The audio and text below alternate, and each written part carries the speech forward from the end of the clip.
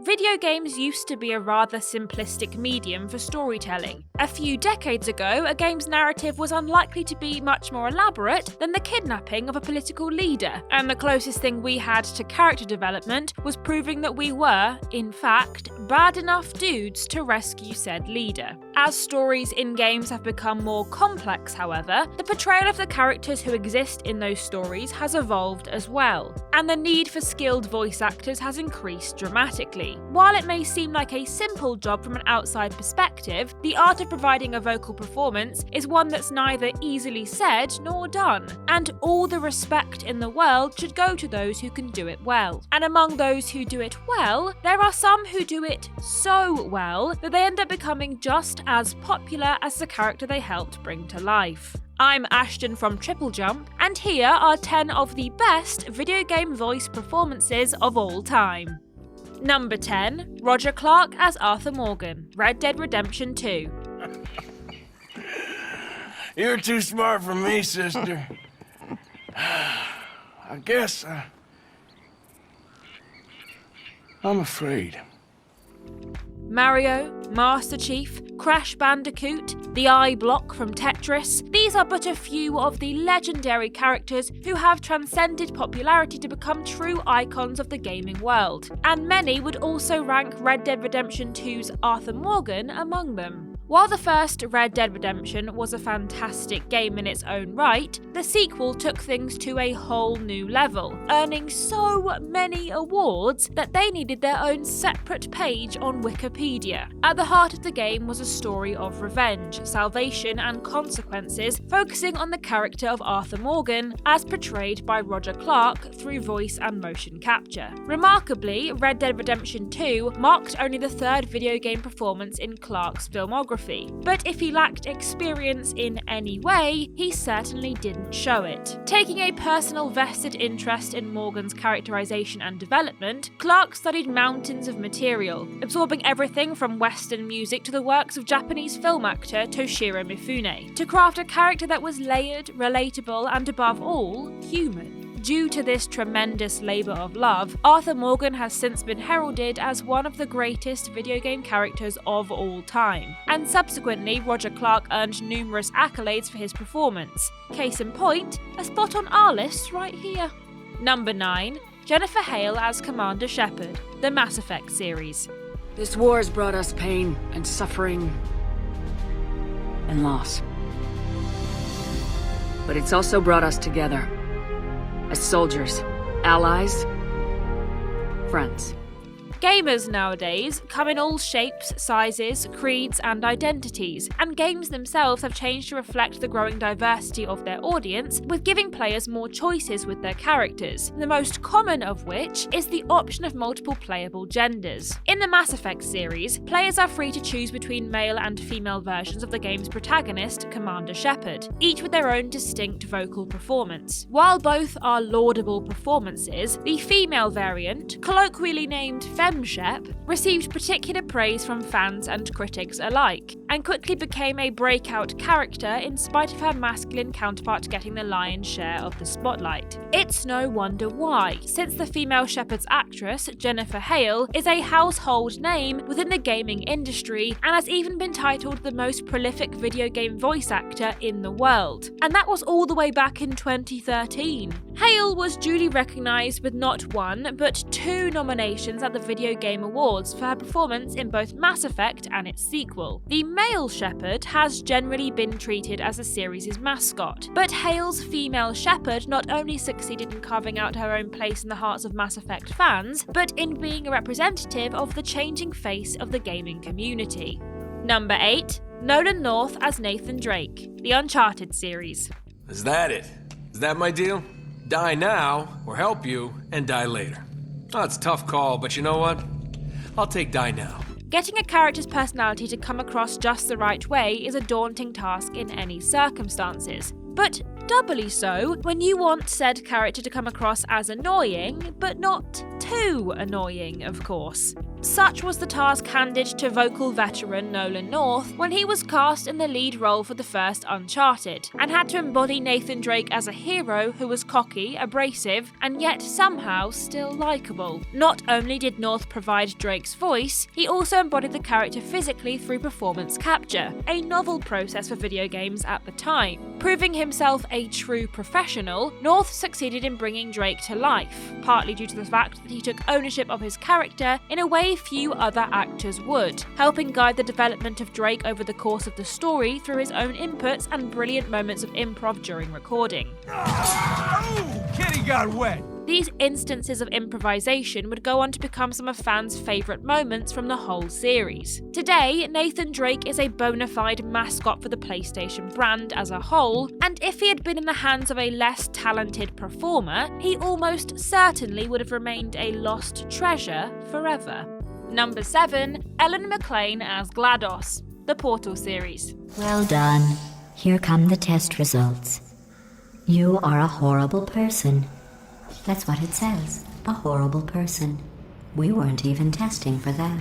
For the role of the sinister artificial intelligence GLaDOS in Portal, the immensely talented Ellen McLain had to undergo a particularly unusual recording process. After writing the script, the development team would feed GLaDOS's lines into a digital voice synthesizer, and McLain would then imitate the robotic output produced, with her own emotional inflections added in. Despite the heavily computerized effect on her voice, McLain's natural charisma and likability shone through, and solidified the murderous supercomputer as a surprise fan favourite. McLain would also help propel the game to new heights of popularity by collaborating with musician Jonathan Coulton for the game's iconic end credits song, Still Alive.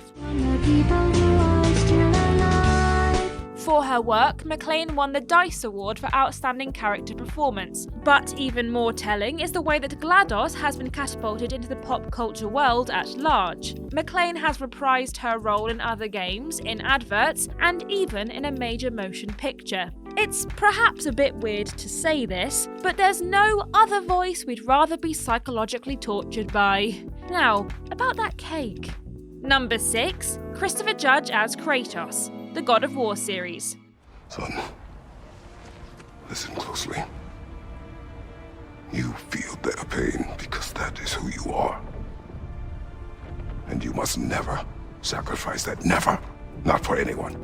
Stepping into another actor's shoes has got to be a daunting task for any performer, made only worse when the role in question is one of the most famous characters of an entire generation. This was a position that Christopher Judge found himself in during the development of 2018's God of War reboot, when he was cast in the role of Kratos, replacing the titular god's longtime voice actor T.C. Carson. According to the game's director, the change was made largely for motion capture reasons, since Judge was much closer to Kratos' towering stature than the more diminutive Carson, but also for his chemistry with Sonny Suljic, the actor playing Kratos' son Atreus. Combining his physicality, gravitas, and that beautiful baritone voice, Judge was able to bring Kratos to life in a way he never had been before, taking a character who had been seen as nothing more than a murderous rage machine and giving him the layers of a grieving husband and an uncertain father. Judge's performance earned him numerous accolades in 2018 and again in 2023 for the game's sequel. It would seem that Christopher has been judged